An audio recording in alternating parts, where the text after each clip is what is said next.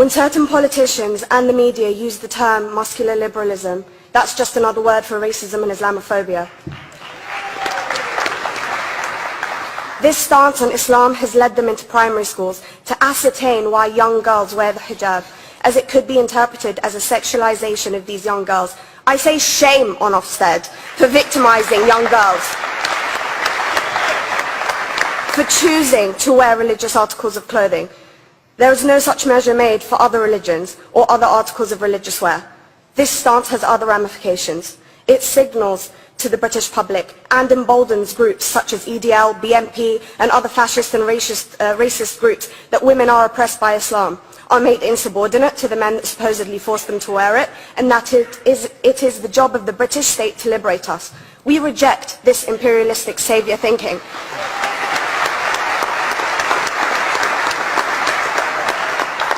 And I am here to state for all people who choose to practice their beliefs openly that we are not oppressed by our faith. Islam is not one homogeneous block. There are Muslim women who do not wear the hijab, and that is their interpretation of their faith. The Quran beautifully states, La ikraha fid din, which translates to there is no compulsion in religion.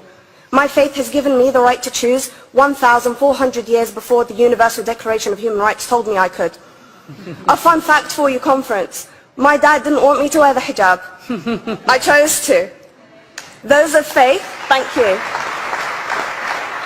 Those of faith should have the right to choose to wear their articles of faith. Sikhs wearing the turban, Jews wearing the kippah, or Christians wearing the crucifix. Practicing my right to freedom of expression through the hijab empowers me and other women like me to know that we are able to make decisions for ourselves. Through the hijab, women like me feel empowered to overcome the social expectations of sexualization that is relevant and has currently resulted in many cases of anxiety and worse.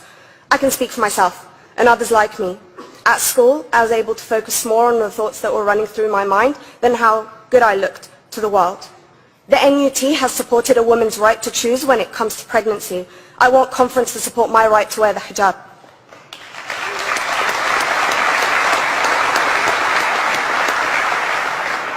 How I choose to practice my faith is clearly displayed for all to see.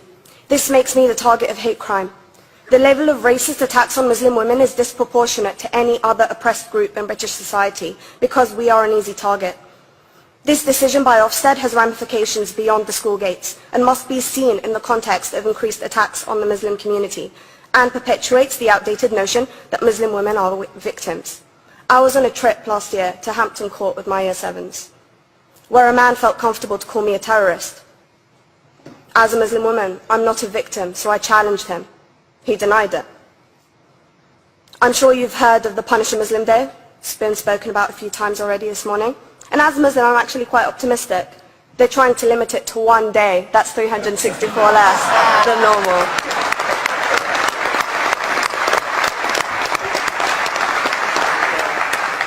But let's be clear, conference. Islamophobia and other forms of racism affects non-Muslims too.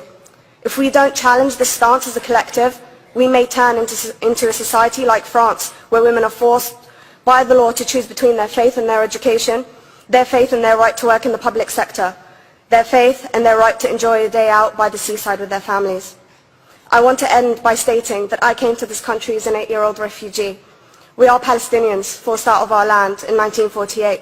We lived in third world conditions, similar to those in Calais for 60 years. Here, I received the support I needed to study law at university and become a secondary school citizenship and PSHE teacher and a school rep. An injury to one is an injury to all, and I want to thank the Union for its stance on all oppressed groups, in particular mine, Palestine. Thank you, Thank you, Latifa.